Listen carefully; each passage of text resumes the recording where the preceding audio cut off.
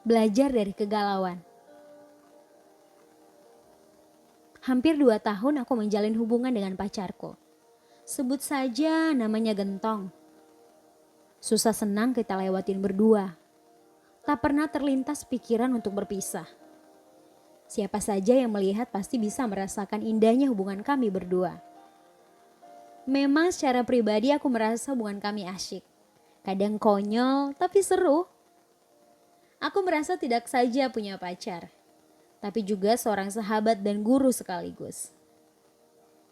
Hingga suatu waktu, kami berdua harus menghadapi masalah yang cukup berat, yang melibatkan beberapa orang terdekat kami berdua. Beberapa minggu lamanya kami diliputi dengan suasana hati yang tidak tentu.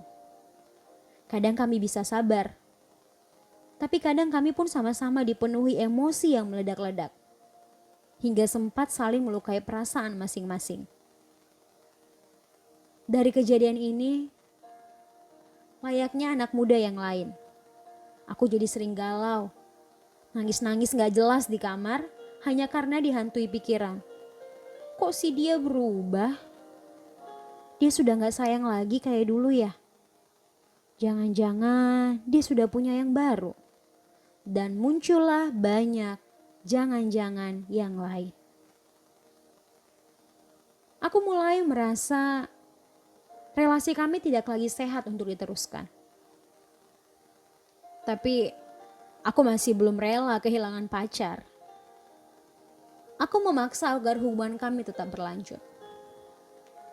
Sampai suatu pagi ketika bersaat teduh, aku tersentak membaca bahan renungan yang berbicara tentang merelakan apa yang seharusnya bukan kehendak Tuhan.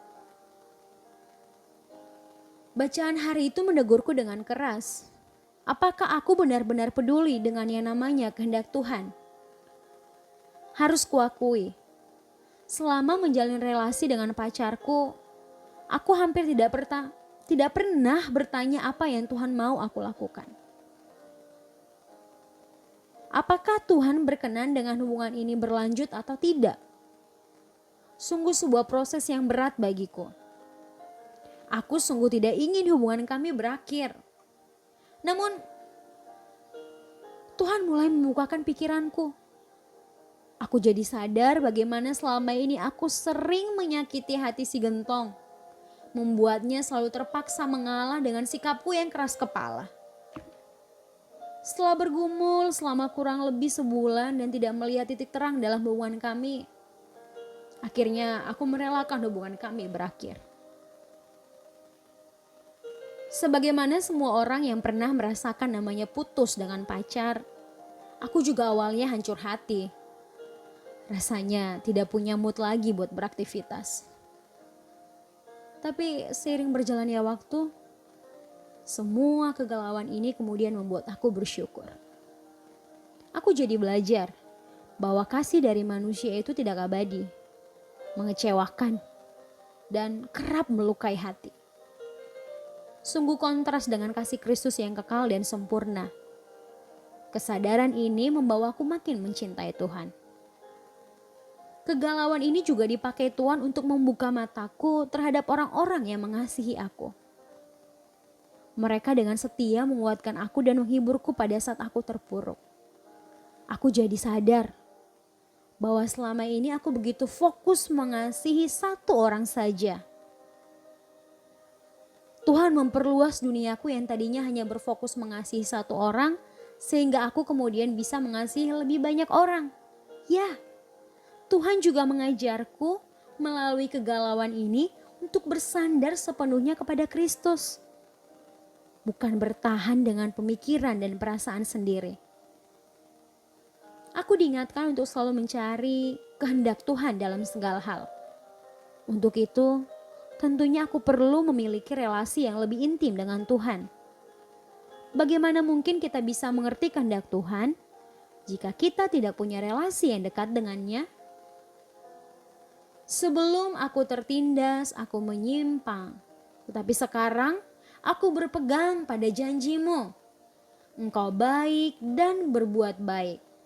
Ajarkanlah ketetapan-ketetapan-Mu kepadaku.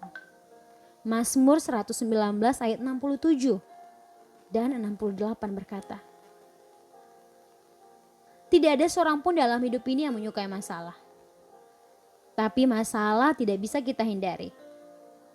Saat ini, kami mengajak kamu untuk coba merenungkan bagaimana cara kita bisa keluar dari masalah itu.